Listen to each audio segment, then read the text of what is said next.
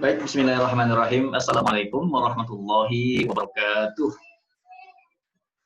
Alhamdulillahirabbil alamin wassalatu Waalaikumsalam wassalamu ala warahmatullahi asyrofil wabarakatuh. anbiya'i wal mursalin wa ala alihi wa ashabihi ajma'in amma ba'du.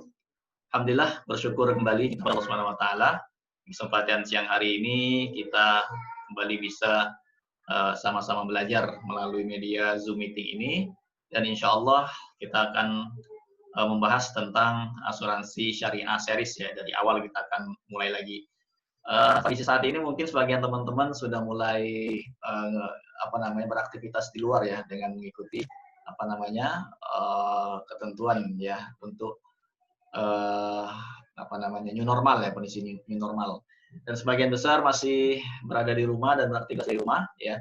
Dan alhamdulillah kita masih ada kesempatan untuk melanjutkan materi kita tentang asuransi syariah ya. Asuransi syariah sudah kita bahas selama 8 kali pertemuan ya. Dari memahami konsep dan akad sampai terakhir kemarin minggu lalu kita membahas tentang Dewan Pengawas Syariah ya dan Dewan Syariah Nasional yang mengawasi asuransi syariah ya. Nah, di kesempatan kali ini kita akan mengulang kembali dari awal ya tentang bagaimana konsep asuransi syariah ya, dan insya Allah nanti di pekan berikutnya saya akan menghadirkan pakar-pakar ya di bidang syariah ya. Nanti saya akan undang untuk memberikan pencerahan kepada kita. Ada pakar tentang waris juga nanti ya. Kemudian juga ada tentang wakaf. Nanti kita akan undang mereka untuk memberikan tambahan ilmu buat kita insya Allah. Dan juga ada tentang pakar yang dari asuransi juga ya. Jadi kita semua bisa mengambil manfaat dari mereka ya. Tidak hanya dari saya tentunya, tapi banyak banget pakar-pakar keuangan syariah ya, baik dari asuransi ya, dari pemahaman tentang wakaf ya, tentang waris. Nanti insya Allah kita akan hadirkan teman-teman ya, dan saya juga akan belajar dari mereka ya. Karena kenapa? Karena program ini akan sangat membantu masyarakat ya. Hari ini tadi pagi ya saya baru sharing tentang wakaf itu ke sebuah pesantren ya. Dan alhamdulillah sambutannya bagus banget ya, melalui Zoom aja nih. Zoom aja. Dan alhamdulillah insyaallah ya mereka bicarakan dengan yayasan. Dan kalau nanti ada suara masuk ya, mudah-mudahan ya kita akan banyak belajar, kita akan ide-ide kita akan berkembang terus teman-teman ya. Jadi apapun yang kita pelajari dari mereka-mereka yang mengerti di bidangnya ya, dan setiap minggu kita belajar, saya yakin teman-teman pun akan mendapatkan wawasan ya, mendapatkan ilmu-ilmu ya, dan mendapatkan ide-ide baru ya. Kira-kira siapa yang akan dihubungi, apa yang akan disampaikan ya, seperti apa metodenya ya. Karena benar kata Imam Syafi'i ya, dia mengatakan laisa thalibu ilmin alladzi qala hadza qad darastu gitu ya. Bukanlah penuntut ilmu orang yang berkata saya sudah tahu itu gitu ya. Nah, ketika kita semakin merasa kita butuh belajar, kita akan terus belajar gitu, akan semakin merasa oh kita nih perlu sekali belajar karena merasa bodoh gitu ya. Nah, pada saat orang sudah nggak mau lagi belajar, pada saat itu ya kehancuran dia gitu ya. Jadi dia merasa tahu ya. Dan mudah-mudahan kita semua adalah orang yang senantiasa semangat untuk menimba ilmu. Tujuannya adalah apa yang kita pelajari, kita akan sharing ke calon-calon nasabah kita, dan mudah-mudahan mereka tersadarkan, tercerahkan, dan mendapatkan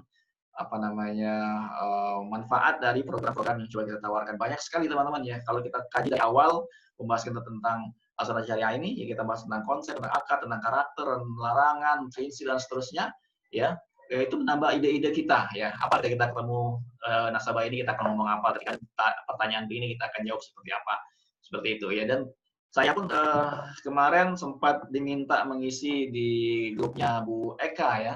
Bu Eka dari perusahaan Sun Life ya, diminta untuk memberikan pencerahan tentang kenapa sih kita jalani bisnis asuransi syariah dan bagaimana menjalankan bisnis sesuai syariah itu, dan bagaimana karakter agen-agen asuransi syariah gitu ya. Dan materi ini sudah saya sampaikan sebenarnya di pertemuan kita sebelum-sebelumnya, dan dia minta secara khusus untuk diberikan pencerahan kepada timnya Bu Eka gitu ya kemarin ya.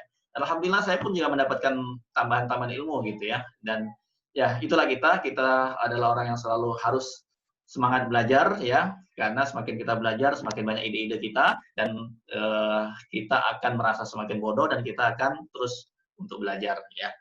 Oke teman-teman, saya yakin sebagian besar dari kita mungkin sudah berkali-kali ya ikut materi-materi ini ya, dan sudah ngelotok gitu ya. Dan kita emang harus menjadi seorang yang expert tentunya teman-teman ya. Kalau teman-teman memutuskan untuk menjalankan asuransi syariah, yang memasarkan asuransi syariah, teman harus benar-benar menguasai gitu ya. Jadi ketika menjelaskan kepada nasabah udah nggak perlu materi lagi kan, semuanya sudah berada di dalam otak teman-teman semua gitu ya. Nah, hari ini insya Allah kita akan mengulang ya, mempelajari dari awal kembali tentang asuransi syariah ya. Materi akan saya share, materi yang saya share boleh teman-teman foto ya, dipersilakan ya. Kalau teman-teman mau memfoto silakan ya. Nanti kalaupun mau bukunya insya Allah dalam pengerjaan ya, mudah-mudahan segera selesai insya Allah ya. Oke teman-teman, kita masuk ke materi kita ya. Insya Allah materi saya akan sampaikan setengah jam, sisanya ada waktu mungkin 15 menit saya sampai 20 menit kita akan buka sesi tanya jawab ya. Oke, kita masuk ke materi kita, memahami konsep dan akad dalam asuransi syariah ya.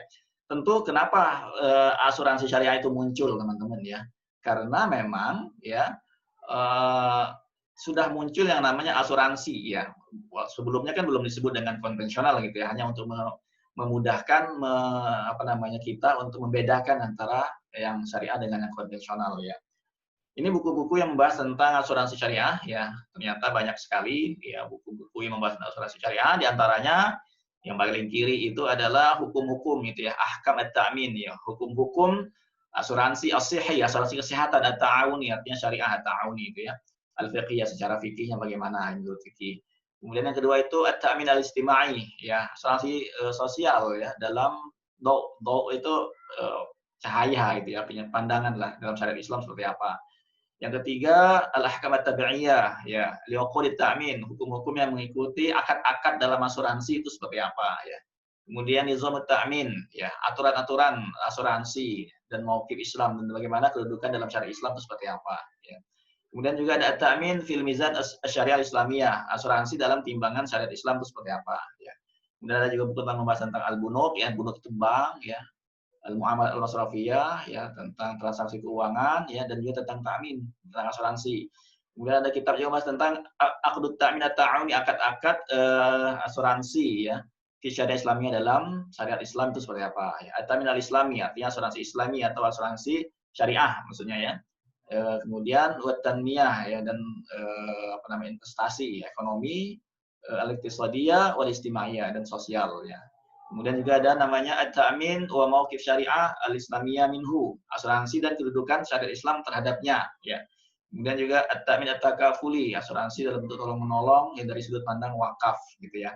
Dan memang sekarang wakaf juga lagi tren banget gitu ya. Ternyata saya kemarin baru tahu juga bahwa ada seorang ustadz besar juga ya, seorang Gus juga yang sekarang join gitu ya di industri asuransi ya, dan menjadi memasarkan wakaf gitu ya. Nah ini sangat sekarang memang sudah benar-benar menjamur, dan kalau kita nggak ambil bagian dari situ teman-teman, ya nggak memanfaatkan kesempatan ini, kita yang akan ketinggalan teman-teman gitu ya. Jadi kita harus semangat untuk membahas, mempelajari terus tentang perkembangan ya dan konsep-konsep asuransi syariah.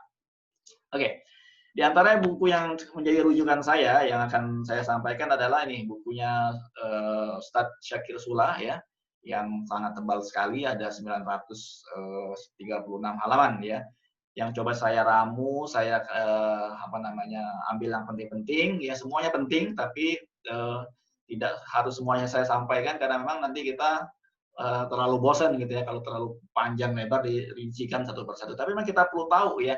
Jadi ketika kita memahami asuransi syariah, konsep itu ya, kita nggak hanya tahu luarnya saja, tapi paling nggak kita ngerti dalam-dalamnya ya, dalilnya apa, landasannya apa. Nah itu penting ya, sehingga ini menjadi argumen kita gitu ya, karena yang akan kita temui di lapangan bukan orang-orang yang umum biasa nggak ngerti syariat gitu ya, tapi mereka kadang juga memahami tentang syariah. Nah kalau kita punya landasan, punya pemahaman yang baik, dan itu akan membantu kita mengedukasi mereka ya dari sisi pandangan ulama lain mungkin ya, yang berbeda pandangan dengan mereka ya. Oke, sebelum kita membahas tentang asuransi syariah, ini perlu kita sama-sama pahami ya, bahwa memang asuransi itu ya diambil dari bahasa Belanda gitu ya, asuransi ya, yang dikenal dalam bahasa Indonesia istilahnya adalah pertanggungan, ya, pertanggungan. Nah, dalam bahasa Arab asuransi itu adalah katanya at-ta'min, ya. At-ta'min dalam bahasa Arab artinya secara arti itu ya rasa aman, ya, rasa aman gitu ya. At-ta'min itu rasa aman, ya. Nah, dalam bahasa Inggris disebut insurance gitu ya. Jadi bahasa Arab ini agak beda gitu ya. Asuransi itu bukan disebut pertanggungan gitu, tapi disebut sebuah rasa aman gitu ya. Ya, untuk menciptakan rasa aman. Nah, kalau secara kitab undang-undang dagang ya KUHD ya, di sana disebutkan asuransi itu apa. Nah, nanti dari poin ini, dari pengertian ini, kita bisa mengambil sebuah kesimpulan ya dan sebuah perbedaan bahwa di mana sih letak bedanya pengertian syariah, asuransi secara syariah dengan asuransi secara umum gitu ya. Oke, asuransi secara umum itu adalah seperti apa? Adalah sebuah perjanjian ya yang mana ya seorang penanggung mengikatkan dirinya kepada tertanggung ya. Seorang penanggung mengikatkan dirinya kepada tertanggung ya dengan menerima ya dengan menerima suatu premi untuk memberikan penggantian kepadanya ya karena satu kerugian. Oke, kerusakan atau kehilangan ya atau bencana ya, dan seterusnya ya yang diharapkan yang mungkin akan dideritanya ya kehilangan keuntungan diharapkan ya yang mungkin akan dideritanya karena suatu peristiwa yang tak tertentu gitu ya atau suatu peristiwa atau musibah. Nah, oke. Selanjutnya berdasarkan definisi ini, kita bisa mengambil 4 unsur yang terkandung ya. Yang pertama adanya tertanggung ya. Ada pihak tertanggung yang akan membayar premi gitu ya kepada penanggung. Ya, baik itu nanti secara langsung sekaligus ataupun cicil ya bulanan, semesteran, tahunan dan seterusnya. Yang kedua, adanya penanggung ya yang membayar sejumlah dana santunan kepada tertanggung ya apabila terjadi musibah. Ya, yang ketiga, adanya suatu peristiwa yang terjadi ya yang tidak terjadi sebelumnya. Yang keempat, adanya kepentingan yang mungkin akan mengalami kerugian ya karena peristiwa yang tak tertentu tersebut. Oke. Maka dari 4 hal ini ya, kita dapat memahami bahwa yang namanya asuransi ya itu adalah sebuah proses pentransferan resiko ya. Sebuah perjanjian untuk mentransfer resiko, memindahkan satu resiko dari seseorang kepada seseorang yang lain atau dari seseorang kepada sebuah perusahaan asuransi gitu ya. Nah, yang ditandai dengan apa? Dengan membayar premi, seperti menukar dia ya, dia membayar sesuatu untuk mendapatkan sesuatu ya. Nah, sudut pandang inilah yang menjadi titik penekanan kita bahwa ya sudut pandang menukar sesuatu, membayar sesuatu ya untuk mendapatkan sesuatu dengan mengalihkan resiko ini ya. Ini akadnya itu adalah akad jual beli, ya kan? Membayar sesuatu untuk mendapatkan sesuatu, ini akad jual beli gitu ya. Nah, akad jual beli ini ya mengandung unsur yang dilarang dalam bermuamalah gitu ya. Yang sering banget kita dengar larangan gharar, riba, mesir gitu ya. Nah, karena adanya pertukaran ya pembayaran premi kemudian mendapatkan manfaat asuransi ya bahasa sederhana yang sering kita gunakan adalah jual beli gitu ya membeli polis gitu ya. Nah maka ini tidak bisa diterima secara pandangan syariah. Ini ada suara siapa ya sorry mute teman ya ada suara yang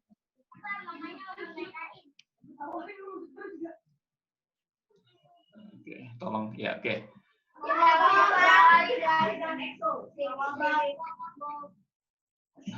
Ya, tolong teman-teman ya suaranya. Oke. Ya. Jadi dari pandangan syariah adalah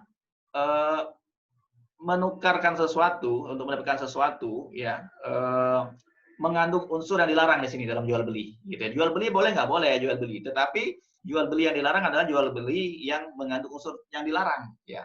Allah halalkan jual beli kok gitu ya. Jual beli itu halal. Tetapi kalau jual beli ada ribanya nggak boleh ya. Ada borornya, ada judinya nggak boleh. Itu yang dilarang. Oke.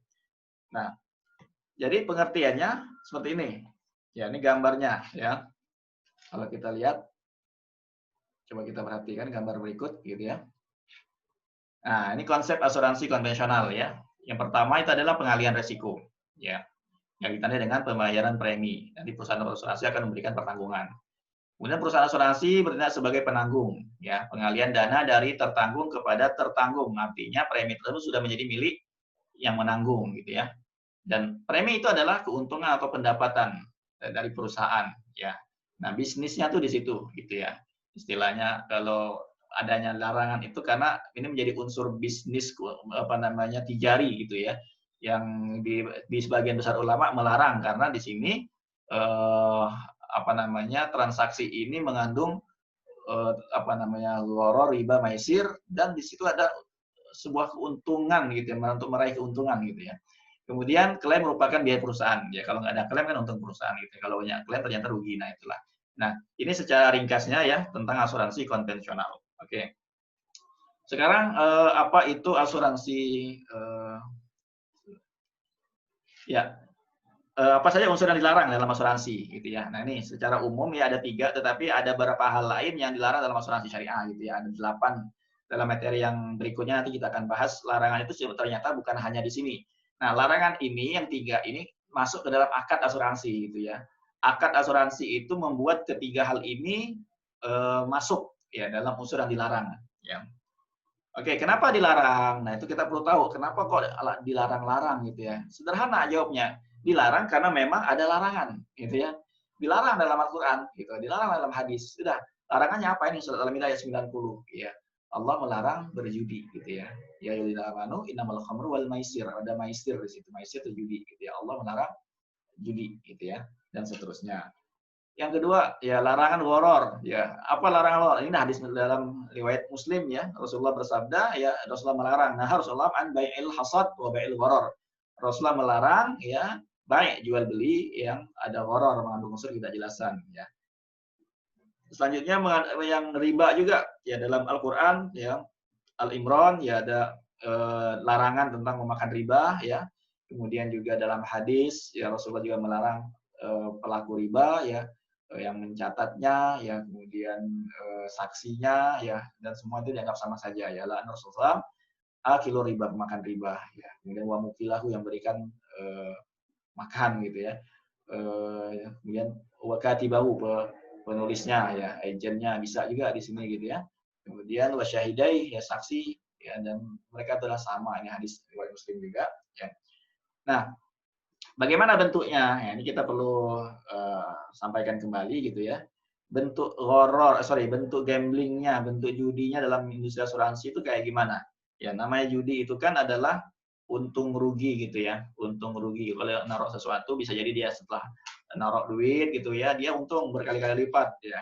Yang kedua bisa jadi nggak dapat ya karena duitnya dari taruh ratusan juta mungkin dia akhirnya rugi hilang aja gitu ya. Nah asuransi mengandung unsur seperti itu gitu ya dianggap mengandung unsur seperti perjudian ya karena di sana ada pihak yang diuntungkan nantinya ya baik itu nasabah boleh jadi ataupun perusahaan yang diuntungkan gitu ya.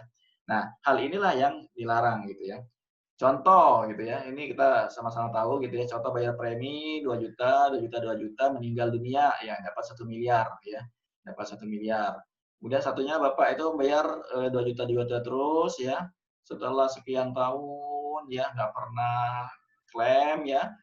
Kemudian apa namanya uang yang dibayarkan itu ya nggak apa namanya merasa rugi karena nggak dapat gitu ya karena saya ikut asuransi tapi nggak pernah klaim tiba-tiba ketika saya mau ambil uangnya gitu ya uangnya hanya sekian nah itu yang memang membuat sebagian orang akhirnya ya banyak meragukan asuransi gitu ya nggak suka dengan asuransi. Nah unsur inilah yang memang secara fikih ya kayak judi gitu ya karena boleh jadi ada satu pihak yang diuntungkan ada yang dirugikan. Oke, yang dimaksud dengan gharar ini seperti apa? Yang namanya asuransi itu kan preminya udah pasti ya jelas tahu berapa gitu ya, bisa dihitung lah ya.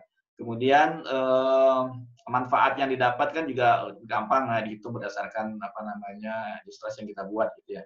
Yang dianggap gharar di sini adalah waktu membayar dan waktu menerima gitu ya. Maksudnya apa? Namanya asuransi itu kan dibayar seumur hidup gitu ya, membayar terus gitu ya. Dan menerimanya nggak jelas kapan terimanya kalau ada klaim, kalau ada musibah, kalau ada sakit, kalau ada meninggal gitu ya. Nah, tidak diketahui waktunya gitu ya. Dia bayar terus, ya namanya jual beli gitu kan ya, membeli sesuatu bayar terus gitu kan, tapi nggak terima manfaatnya. Nah, pandangan seperti inilah yang dianggap horor gitu ya.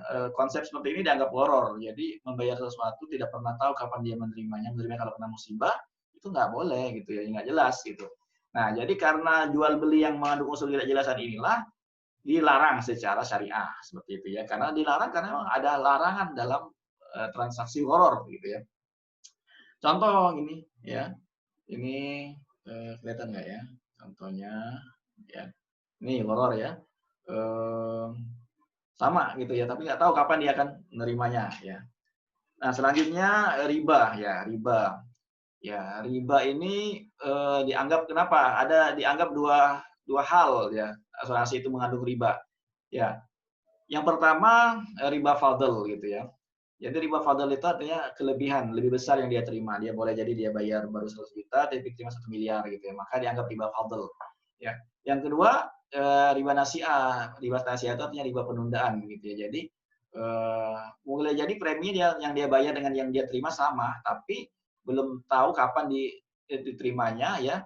Diterimanya nanti ketika ada klaim ternyata sama nih besar premi yang dia bayar dengan premi yang dengan manfaat yang dia terima, dianggap riba nasiah.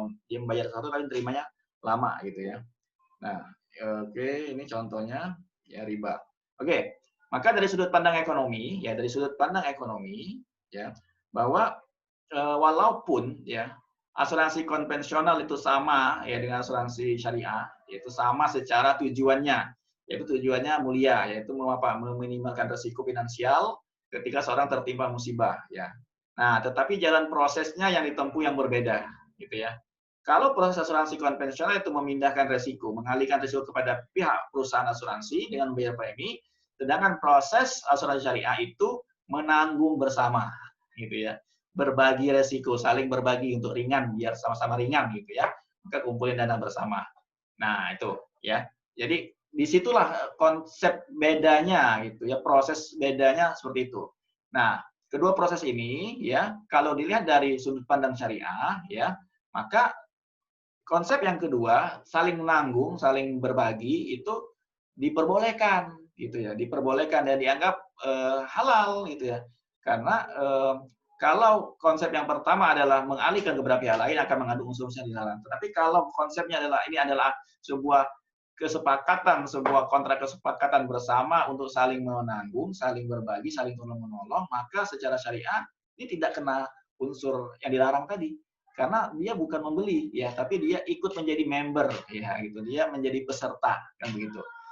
Dalam akadnya kan saya menyatakan ini sebagai peserta gitu ya.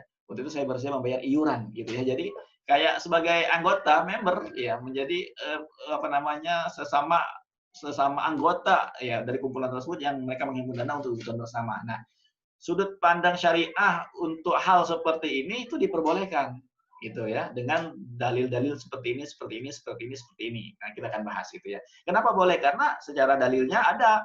Dalilnya ini, dalilnya ini, dalilnya ini, dalilnya ini gitu ya. Nah, yang konsep pertama yaitu dengan konvensional tukar menukar secara syariah nggak bisa diterima. Kenapa? Karena mengandung unsur tiga hal tadi. Nah, sedangkan unsur tiga hal tadi itu dilarang gitu ya, sederhana gitu ya. Kita memahami bedanya. Nah, ini gambarnya nih gitu ya. Jadi kalau kita mau simple menjelaskan asuransi syariah, kita kasih ilustrasi seperti ini aja gitu ya. Jadi sebuah proses syariah itu kalau kita masak ayam, nyembelih ayam, ya, disembelih dengan Bismillahirrahmanirrahim dengan pisau yang tajam, gitu ya, dimasak dengan bumbu yang sama, ya, rasanya sama, ya, pasti halal ujungnya ya. Tetapi kalau itu ayam dicekik gitu ya, atau dilempar gitu aja, atau dipukul sama batu gitu ya, itu kan berarti kan dia mati nggak disebut Bismillah gitu ya. Nah, itu kan ayamnya udah prosesnya udah salah kan, gitu. Jadi walaupun dimasak dengan bumbu yang sama, kita nggak tahu rasanya sama, paha sama-sama paha gitu ya, sama-sama enak, tetapi kan yang kedua nggak halal.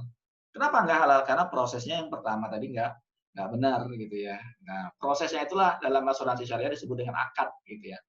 Oke. Nah, ini larang makan daging dari sembelih. Kenapa dilarang tadi? Ya karena ada larangan, sekali lagi, simple sih sebenarnya ya. Kenapa nggak boleh makan ayam yang nggak disembelih? Karena dilarang gitu ya. Larangannya apa? Ini soal alam. Janganlah kalian memakan binatang-binatang yang tidak disebut nama Allah gitu ya. La ta'kulu mimma lam yuzkar ismullah alaihi. Janganlah kalian makan makanan binatang yang tidak disebut nama Allah ketika menyembelihnya. Nah, sesungguhnya semacam ini adalah satu kefasikan gitu ya. Kemudian ini ada hadis juga, selama mengalirkan darah dan tulis bernama Allah, maka makanlah gitu ya. Pembahasan fikihnya agak panjang. Contoh kalau kita adalah mirip contoh contoh gini, kalau kita menembak sesuatu gitu ya, kemudian digigit anjing, nah, gigitan anjing ini kan boleh nggak, halal nggak gitu ya. Nah itu kan itu halal gitu, itu ada pembahasan fikihnya. Kita akan belajar fikih lagi gitu ya. Oke, halal dan haram suatu bisnis berbasis syariah bukan tergantung output, ini poin pentingnya ya, atau mahal atau murahnya premi gitu. Tetapi ya ditentukan oleh ada tidaknya pelanggaran syariah. Nah, gitu ya, dalam proses bisnis tersebut. Ya. Oke, maka dalam syariat Islam itu mengenal dua macam haram, yaitu haram yang karena zatnya memang haram ya. Yang kedua karena ya ada sesuatu yang membuatnya haram, ya. Zatnya haram, contoh apa gitu ya. Ya daging babi gitu ya, secara ada dalil ayatnya yang melarang makan itu kan karena zatnya yang haram gitu ya. Nah, haram di zati adalah sesuatu yang diharamkan karena memang asalnya zatnya sudah haram, ya. Barang curian itu haram, gitu ya. Hewan yang tanpa menyebut bismillah juga haram, gitu ya. Nah, sedangkan yang dimaksud dengan haram li ghairi atau ada sesuatu yang menyebabkan dia haram, ya karena ada sebab hukumnya, gitu ya. Ya, atau bisa dikatakannya sesuatu bisa jadi haram karena dan bisa jadi halal karena sesuatu sebab tersebut, gitu ya. Asuransi bisa jadi halal, bisa jadi haram, bisa jadi boleh, bisa jadi nggak boleh, gitu ya.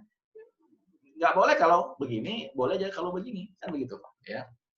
Nah, sebabnya halalnya asuransi, ya, atau sebabnya tidak diperbolehkan asuransi konvensional di sini karena mengandung unsur haram tadi, gitu ya, unsur dilarang, ya. Akan tetapi kalau penyebab haramnya itu, ya, itu dibuang, dihilangkan, ya, dihapus, ya, dengan cara akadnya diubah, gitu ya, dan dihindari dengan melakukan sistem riba gitu ya dalam investasi dan seterusnya ya di apa namanya ditinggalkan ya diganti dengan yang lain ya maka ya, hukumnya udah pasti berubah. Yang jadi masalah sekarang kebanyakan begini teman-teman ya yang kalau kita temui di lapangan adalah ya memahami asuransi syariah itu dengan cara pandang konvensional ya maka pasti jawabannya akan berbeda ya kebanyakan pengajian-pengajian atau ya Bapak Ibu yang hadir di pengajian kemudian menanyakan kepada ustadznya, Ustadz, saya punya asuransi syariah, gitu ya. Saya punya asuransi syariah, ya. Asuransi saya sudah berjalan sekian tahun, ya. Tetapi saya ketika mau ambil uangnya cuma sisa sekian. Nah itu kan sebenarnya dia tidak memahami asuransi syariah, gitu ya. Nah sehingga apa jawaban ustadz tersebut? Jadi nggak boleh, ini haram, benar nggak ya? Karena itulah fungsinya kita gitu loh untuk coba menyampaikan ide ini, menyampaikan konsep ini kepada nasabah kita bahwa ketika mereka ikut asuransi syariah itu ya bukan dalam rangka untuk untung-untungan rugi-rugian biar nggak rugi biar biar biar enak-enak enggak tapi ada nilai nilai spiritual, nilai care, nilai nilai apa namanya kebersamaan, nilai kebaikan gitu ya, nilai tolong menolong. Nah, itu secara syariahnya memang harus seperti itu gitu. Jadi ketika dia memahami asuransi syariah, nasabah itu dalam rangka memang tujuannya untuk menolong ya, untuk saling tolong dan ditolong ya. Kalau terjadi sebuah musibah ya untuk saling menanggung ya. Maka dalam prinsip asuransi syariah itu nanti akan kita bahas lagi gitu ya bahwa mulia banget ya konsep ini gitu ya. Nah, walaupun sama-sama dikelola oleh perusahaan asuransi, ya tetapi tetap harus mengikuti aturan-aturan yang sudah ditetapkan oleh Dewan Syariah Nasional. Tidak boleh dilanggar apa yang sudah ditetapkan. Maka dibutuhkanlah Dewan Pengawas Syariah. Gitu ya. Nah, dibutuhkan Dewan Pengawas Syariah untuk memastikan bahwa konsep yang sudah dibuat oleh Majelis Ulama Indonesia itu berjalan sesuai dengan ketentuan yang berlaku. Gitu ya. Jadi sederhananya adalah asuransi itu menjadi halal kalau sebab haramnya dibuang, dihilangkan. Nah, gitu ya. Jadi kita pun kepada nasabah ya dengan menggunakan bahasa-bahasa yang memang harusnya bahasa-bahasa yang sesuai dengan syariah. Contoh begini, teman-teman, kita memasarkan asuransi syariah, tapi kita menggunakan bahasa menjual beli, gitu ya. Beli polis syariah itu nggak kena, gitu ya. Kenapa beli polis syariah? Kan artinya kan jatuh hukum yang tadi tukar menukar ya kan. Padahal asuransi syariah bukan jual beli.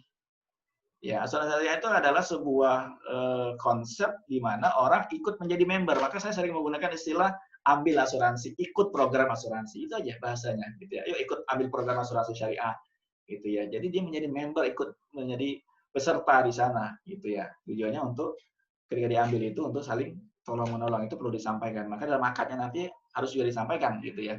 Nah, sehingga apa? Sehingga pemahaman konsep asuransi syariah yang seperti inilah ya yang lambat laun nanti akan dipahami, akan diterima ya oleh masyarakat bahwa yang namanya asuransi syariah itu berbeda dengan asuransi konvensional gitu ya. Nah nih, upaya menghindari horor ya, upaya menghindari horor, maisir dan riba dalam operasional asuransi syariah ya. Secara teknis ya, sekarang kita bicara secara teknis gitu ya. Horor itu akad yang digunakan dalam asuransi syariah harus jelas ya. Horor itu dalam penjelasannya adalah akad yang digunakan dalam asuransi syariah harus jelas ya. Dan akad ini tercantum dalam formulir isian atau SPAJ ya, yang telah akan ditandatangani oleh nasabah ya. Apabila setuju dengan penggunaan akad tersebut ya, semua hal yang tercakup dalam syarat-syarat umum polis harus dijelaskan secara terang benderang ya. Masa tunggu dan seterusnya gitu ya, biaya-biaya itu juga harus dijelaskan gitu ya. Sepenuhnya dipahami oleh peserta sebelum tanda tangan. Nah, itu ketentuannya gitu ya. Untuk apa? Untuk menghindari horor ya. Karena jika ada hal-hal yang tersamar ya, yang nasabah nggak jelas ya, itu akan menimbulkan ketidakpastian atau horor di dalamnya ya. Dalam judi juga ya. Secara saat ini timbulnya judi itu disebabkan adanya horor tadi gitu ya. Jadi apabila di suatu transaksi telah terjadi apa yang disebut horor, maka pada saat bersamaan pasti akan terjadinya gambling ya atau judi juga. Termasuk dalam kategori maisir apabila resiko yang masuk dalam pertahuan dalam asuransi kerugian syariah berisikan elemen-elemen yang spekulatif gitu ya. Maka ini adalah termasuk judi gitu ya. Nggak jelas ini kalau begini ada peraturan-peraturan yang dibikin apa rancu ya, bikin dua pemahaman gitu ya. Nah, itu nggak boleh gitu ya. Harus jelas seperti apa namanya boleh dan nggak bolehnya atau apa namanya kalau kata pengecualiannya, nah itu juga harus jelas juga gitu ya. Maka pengecualian itu juga kita harus kasih tahu dalam kepada nasabah yang 12 bulan apa, ya yang 1 tahun apa, yang 3 bulan apa. Nah, ini untuk apa? Meminimalisir horor dalam asuransi gitu ya. Riba bunga gitu ya. Jadi ini juga jelas-jelas dilarang dalam asuransi syariah pengelolaan dana yang terkumpul baik dana tabaruk maupun dana investasi tersebut ya termasuk dalam model perusahaan dana modal perusahaan pengelolaan wajib ditempatkan pada instrumen asuransi syariah. Nah, ini kita bahas di materi yang satunya lagi ya gitu ya bahwa ditaruhnya di mana yang sesuai dengan prinsip syariah gitu. Sudah ada ketentuan dari MUI dan fatwanya. Nggak boleh naruh dana-dana tersebut di tempat yang di sana ada unsur ribanya atau di bank-bank ribawi, itu nggak boleh. Harus sesuai dengan ketentuan yang sudah diatur. Di antaranya ada 30 emiten syariah yang sudah dipilih oleh MUI yang boleh ditaruh dana nasabah ke sana. Ya. Oke, nah sekarang kita masuk ke pengertian asuransi syariah. Ya. Pengertian asuransi syariah. Syariah itu berasal dari bahasa Arab, gitu ya. Syariah, yaitu artinya sebuah jalan ya yang terang benderang, gitu ya. Jadi syariah itu adalah sebuah hukum yang ditetapkan oleh Allah SWT dalam kitab dan dalam hadis ya, yang apa namanya ada aturannya sudah jelas ya. Kalau belum jelas ya, umpama belum dirinci, maka nanti akan ada pendapat ulama ya atau ijma ulama gitu ya, atau diambil dari hukum kias. Jadi umpamakan hukum ini seperti hukum ini gitu ya. Nah ini apa namanya wewenangnya adalah ulama nanti. Kalau memang dalil dalam Quran dan Sunnahnya belum membahas masalah itu secara khusus gitu ya. Oke, asuransi syariah itu apa ya? Asuransi syariah dalam bahasa Arab adalah ta'min ya. Kalau penanggung disebut al-mu'ammin, ya, sedangkan tertanggung disebut mu'amman lahu atau musta'min. Ya, kata at-ta'min di sini ya diambil dari kata amanah ya dalam bahasa Arab artinya perlindungan ya atau ketenangan atau rasa aman ya dan bebas dari rasa takut. Diambil dari apa ya? Dari surat Al-Quraish ya wa amanahum min khauf gitu ya. Dan Allah akan memberikan rasa aman kepada mereka dari rasa takut gitu ya. Nah, itu pengertian secara bahasa Arabnya at-ta'min itu apa ya?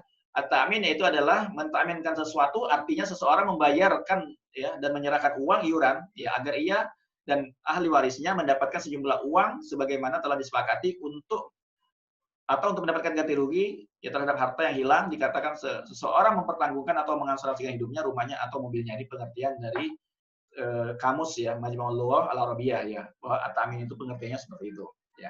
Nah, pengertian asuransi syariah ya dalam Undang-Undang Nomor 40 Tahun 2014 ya, tentang perasuransian disebutkan di sana adalah kumpulan perjanjian ya yang terdiri atas perjanjian antara perusahaan asuransi syariah dan pemegang polis ya dan perjanjian antara pemegang polis ya dalam rangka pengelolaan kontribusi berdasarkan prinsip syariah guna menolong dan melindungi dengan cara A. Memberikan pergantian kepada peserta atau pegang polis karena kerugian, kerusakan, biaya yang timbul, kehilangan keuntungan, atau tanggung jawab hukum kepada pihak ketiga yang mungkin diderita peserta atau pemegang polis karena peristiwa yang tidak pasti. Ya, ini adalah asuransi umum ya, asuransi umum.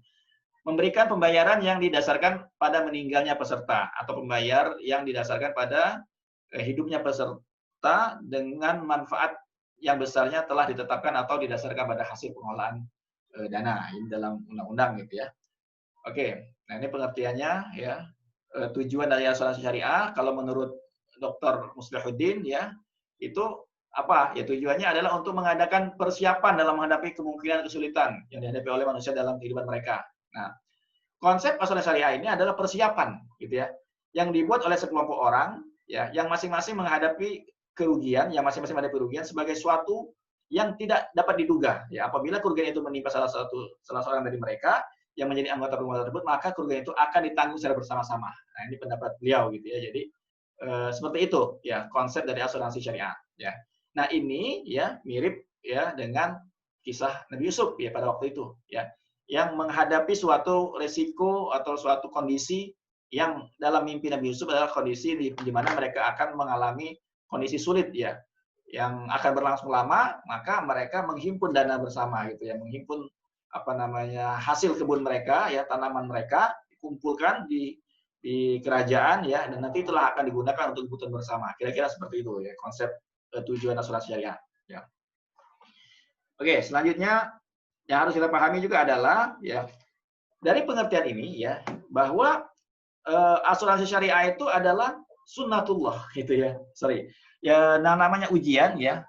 Yang namanya ujian, resiko, rintangan. Nah, ini kita perlu pahami juga bahwa sakit ya, karena musibah kecelakaan, meninggal itu sudah sunnatullah, artinya sudah sebuah ketentuan yang bisa terjadi kepada siapa saja gitu ya. Nah, untuk menghadapi hal itu karena kita meyakini bahwa itu mungkin terjadi, ya maka kita butuhnya persiapan gitu ya.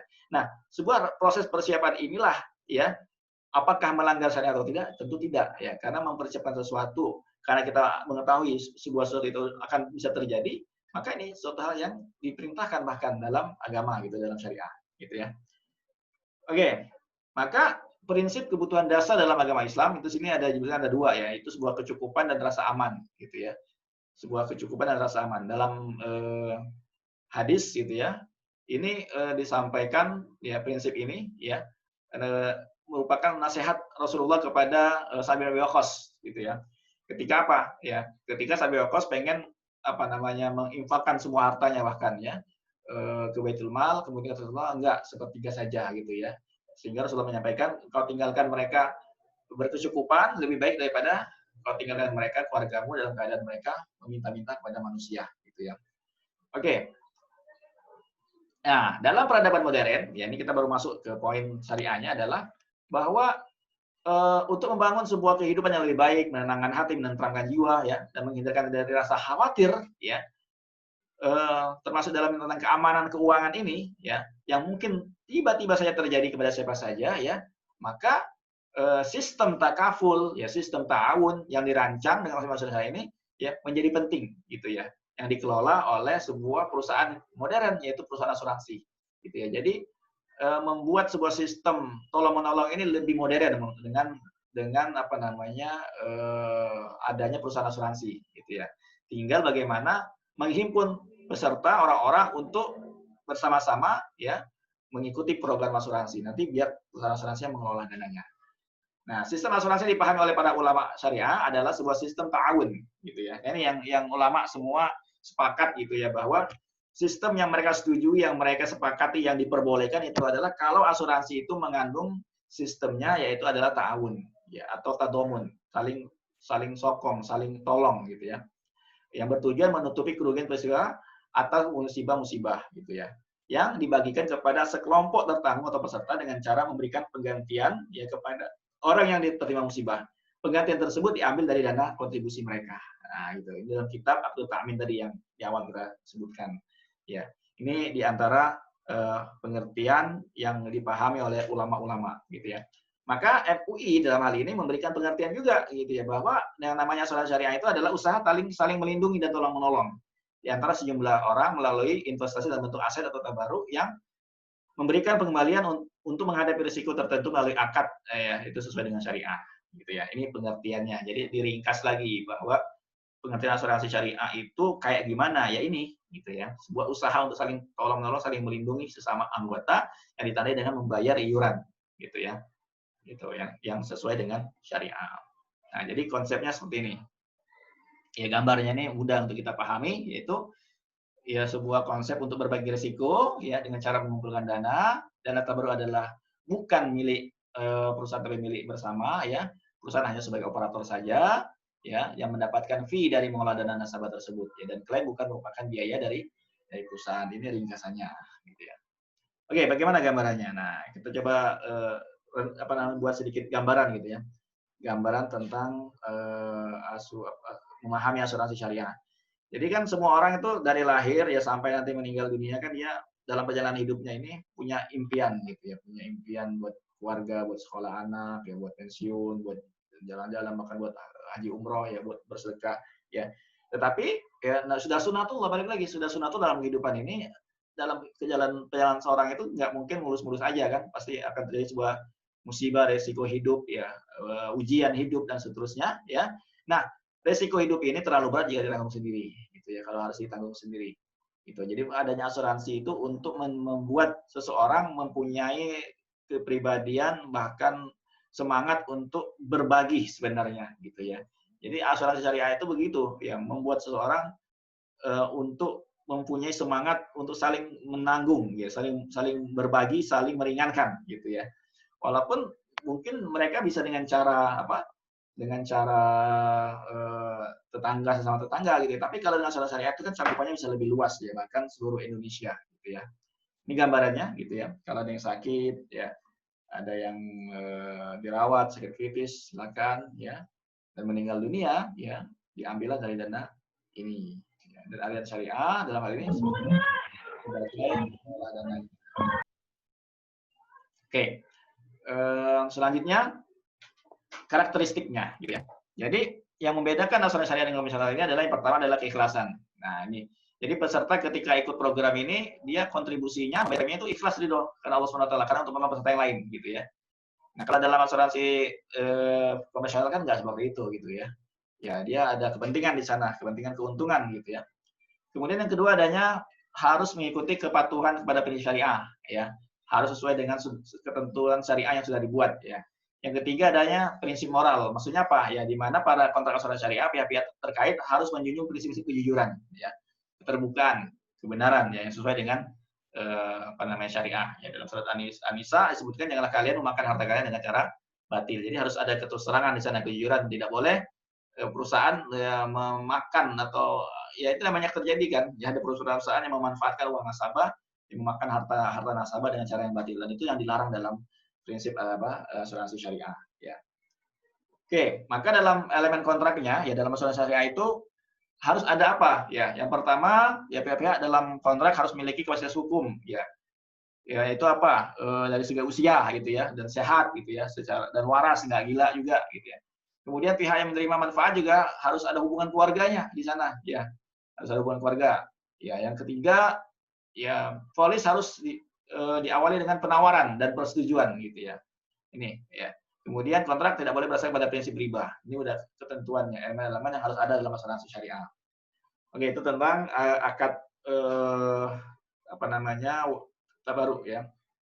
Nah, tabaruk diambil dari kata apa ya? Tabaruk ayat tabarru'u ya, artinya berderma gitu ya, atau dana kebajikan. Jadi dalam akad tabaruk ya, seorang mendermakan hartanya, menghibahkan hartanya gitu ya. Jadi menghibahkan harta itu kalau dipahami di sini ya, kalau nasabah sudah memahami hartanya itu dihibahkan, jadi dia nggak perlu berpikir duitnya udah berapa. Itu ya. Jadi yang jadi masalah adalah ketika nasabah masih belum memahami di asuransi itu seperti menabung gitu ya, seperti menabung. Padahal asuransi itu bukan seperti menabung, asuransi itu menghibahkan, karena tabaruk itu menghibahkan ya, mensedekahkan ya, hartanya itu, preminya itu untuk kebutuhan bersama. Nah, seperti itu ya. Ini menurut Imam Syekh Wahbah Zuhaili ya, tabaruk dalam makna hibah ini diperbolehkan gitu ya. Mentabarukkan harta ya untuk hibah, untuk menolong orang lain ini diperbolehkan. Ini apa namanya? Dr. Wahbah Zuhaili, seorang ahli fikih yang sangat luar biasa ya. Dia sudah meninggal sekarang ya. Apa dalam kitab beliau disebutkan ya sejumlah dana kontribusi oleh peserta asuransi adalah dana tabaruk atau amal kebajikan dari peserta melalui perusahaan yang digunakan untuk membantu peserta yang memerlukan berdasarkan untuk telah disepakati. Dan perusahaan memberikan kepada peserta sebagai tabaruk ya atau hibah tanpa imbalan gitu ya. Nah, ini juga Ustaz Ahmad Salim Milhim juga mengatakan bahwa hubungan hukum yang timbul antara peserta asuransi sebagai akibat adanya akad ta'min jama'i ya, asuransi kolektif adalah akad tabaruk. Ya, setiap peserta adalah pemberi tabaruk kepada peserta lain yang terkena musibah berupa ganti rugi atau bantuan klaim yang menjadi haknya, dan pada saat yang sama ia pun berhak menerima tabaruk ketika terkena musibah gitu ya.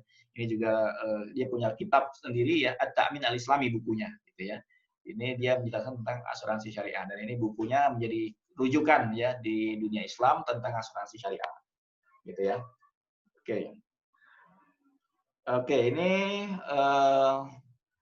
dalam hadis disebutkan ya bahwa apa yang sedekah yang paling baik ya gitu ya. Kamu bersedekah saat kamu badan sehat gitu ya. Ya ini kan mirip dengan asuransi kan. Kalau sakit udah nggak diterima gitu ya. Mumpung masih sehat bersedekah ya. Jadi saat kikir dan takut fakir. Jadi saat kita ini apa namanya takut miskin bersedekah gitu. Ini sedekah yang paling baik ya. Saat mengharapkan kaya gitu ya. Dan jangan kemudian meninggalkan sedekah tersebut sampai ruh berada di tenggorokan. Lalu kamu berkata untuk fulan seperti ini, untuk fulan yang begini ya. Padahal harta tersebut sudah menjadi milik si fulan gitu ya. Ini bagus ungkapan ini gitu ya, bahwa kita bersedekah, berhibah, bertabaruk pada saat mumpung masih sehat ya. Masih belum terlalu kaya juga ya.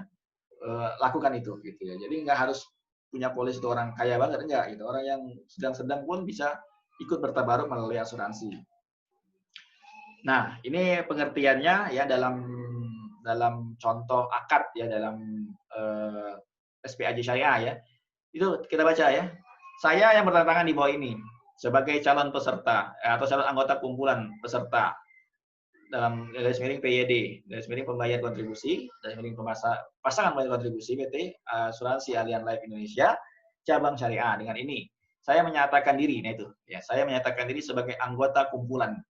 Ya, saya menyatakan diri sebagai anggota kumpulan peserta asuransi syariah, Allianz bersama dengan peserta lainnya untuk saling tolong-menolong ya terhadap musibah yang mungkin dialami oleh salah seorang di antara peserta. Dan untuk itu saya bersedia membayar sejumlah dana tabaruk, dana hibah ya, sebagai dana ta'awun peserta atau sebagai dana tolong-menolong peserta.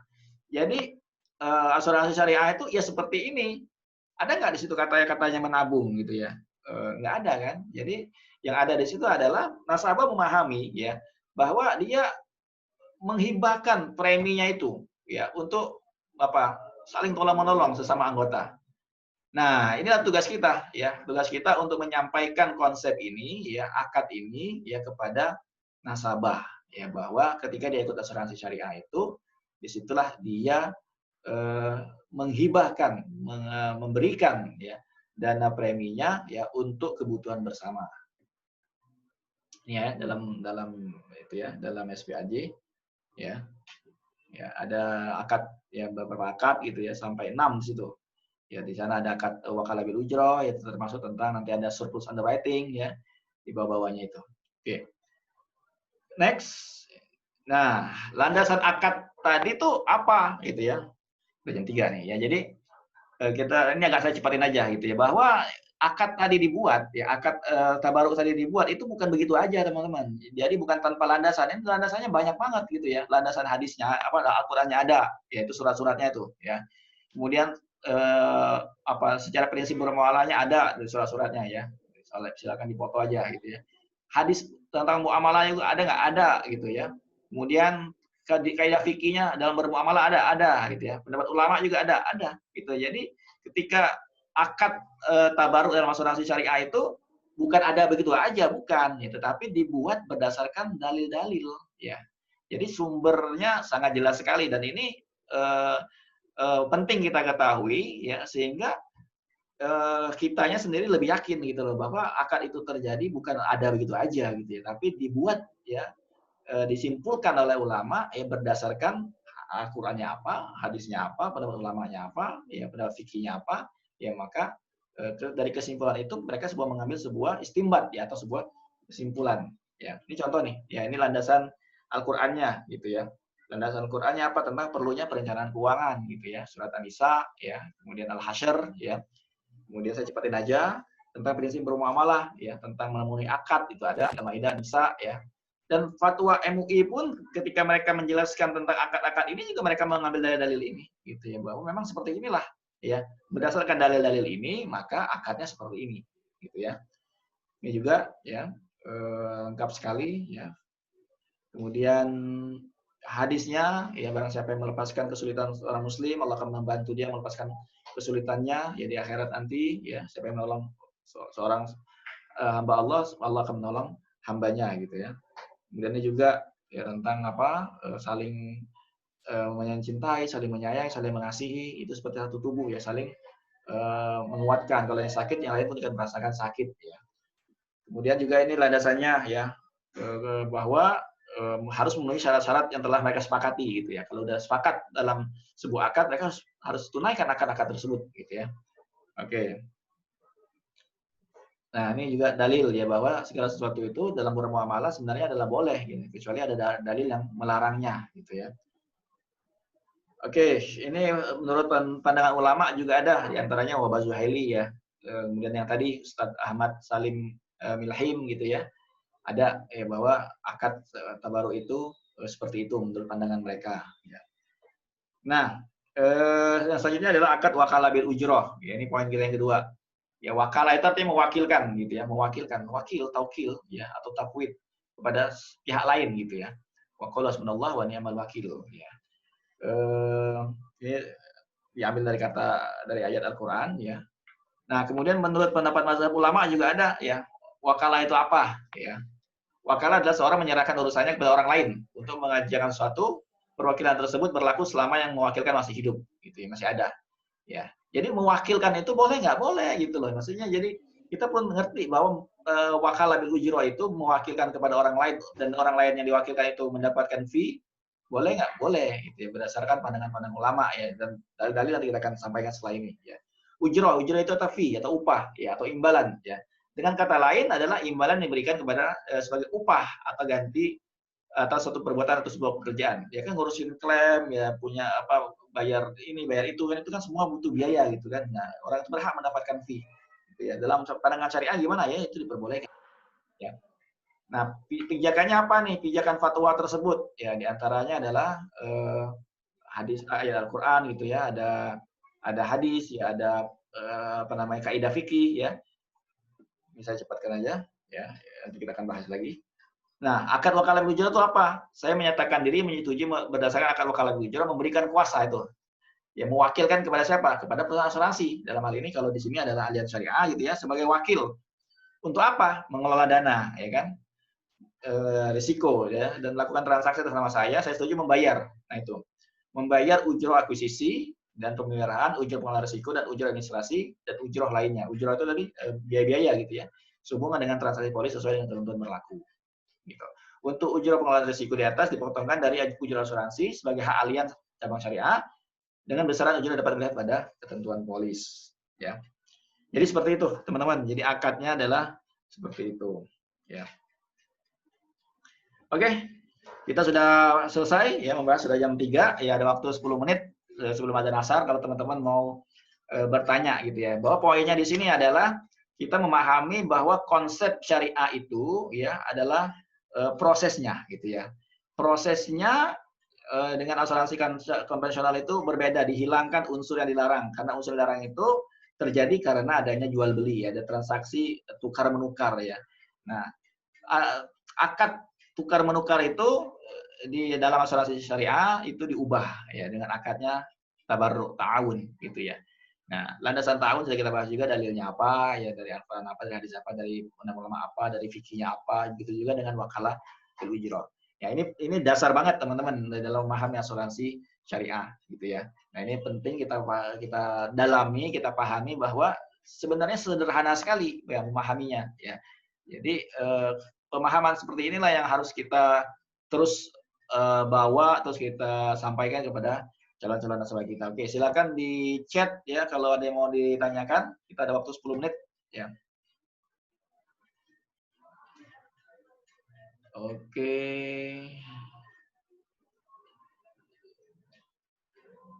Wakaf. Ini ada pertanyaan bagaimana cara melakukan wakaf yang di luar yang sudah ditunjuk ahlian. Oke, materinya kita bahas tapi ya. Ada lagi nggak? Minta bahan presentasinya. Oke. Jelas. Oke. Silakan teman-teman, ada yang mau ditanya? Oke, tentang akad hibah. Sudah apa tadi? Sorry, ini saya baca ya. Sudah ijab apa jibah kok diambil lagi? Oh, oke, sudah diambil lagi. Oke. Terus apa lagi? Sudah kalau sudah dana. So, kalau ada yang nanya dana unit link yang ada itu penjelasannya bagaimana? Oke. Bagaimana menjawab nasabah lama yang saya mengatakan bahwa asuransi haram? Oke. Ya, ini sebenarnya materi yang ditanyakan ini ada di materi-materi yang akan datang, teman-teman. Tapi nggak apa, kita coba jawab gitu ya. Berapa keberatan nasabah itu banyak ya, keberatannya diantaranya ini termasuk apa namanya akad hibah ya sudah dihibahkan gitu ya, sudah dikasih ya, kok dana hibah itu diambil lagi gitu ya. Jadi begini sederhana sih sebenarnya teman-teman ya. Kalau kita ke masjid teman-teman gitu ya, kita ke masjid ya, kita kasih infak masjid gitu ya. Sedangkan infak yang masjid itu kan membuat kebutuhan jamaah semua sholat gitu ya, buat ada yang berwudu gitu ya, buat kebersihannya, buat ada yang ngepel gitu ya, buat orang sholat di situ biar nyaman itu. Emang kalau kita sudah infak di masjid tuh kita nggak boleh sholat di situ, kan gitu ya? Emang kita nggak boleh menggunakan fasilitas air wudhu di situ, ya kan? Kan boleh juga. Artinya kan sebenarnya ketika kita mati ya,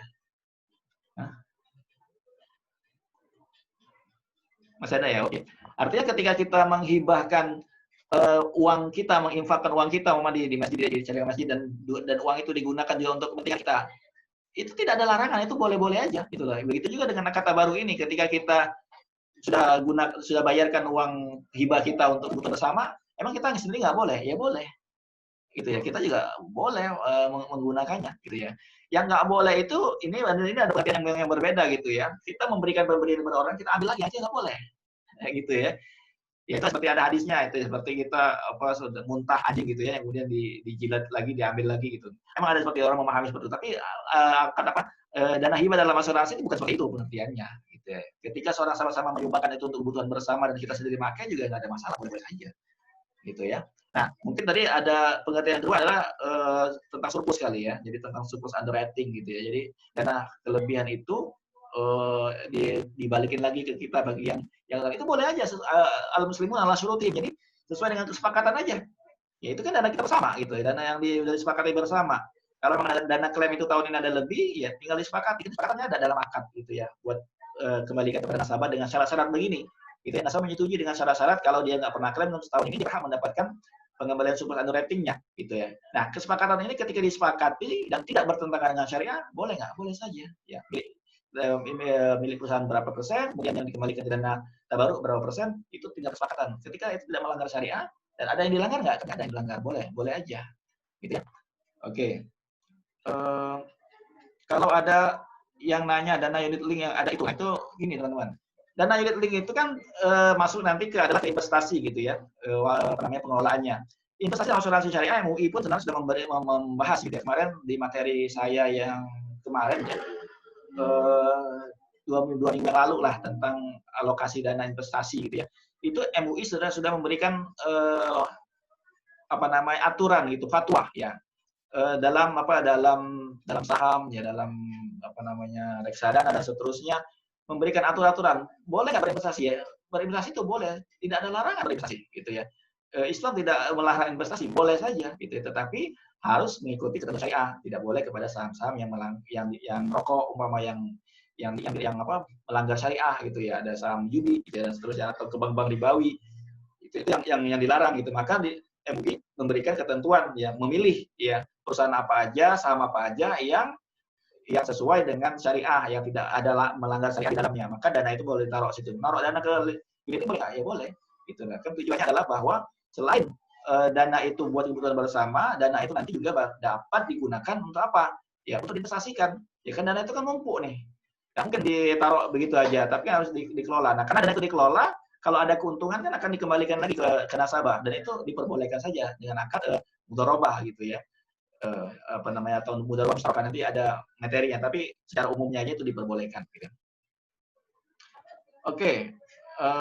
Ustadz, di manakah keuangan nasabah disimpan bank syariah? Ya, di bank syariah. Ya, sebagai di apa namanya, dicacah gitu ya.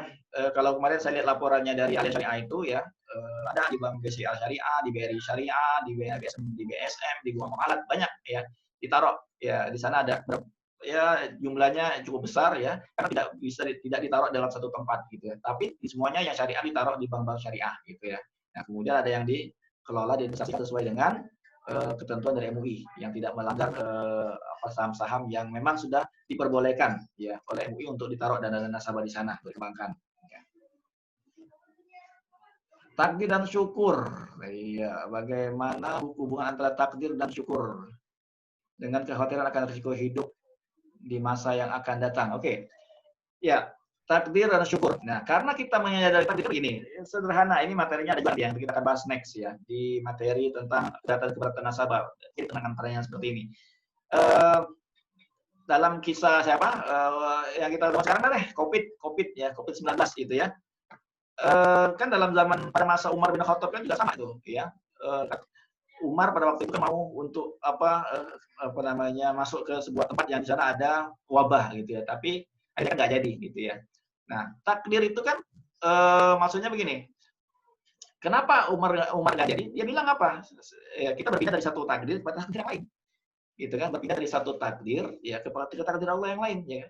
Jadi itu bukankah bagian dari ikhtiarnya Umar gitu, biar nggak tertular gitu ya. Maka kita nggak keluar rumah, kenapa? Karena kita bukan berarti ketika orang merasa dia nggak akan kena COVID kemudian dia semau-maunya aja gitu ya.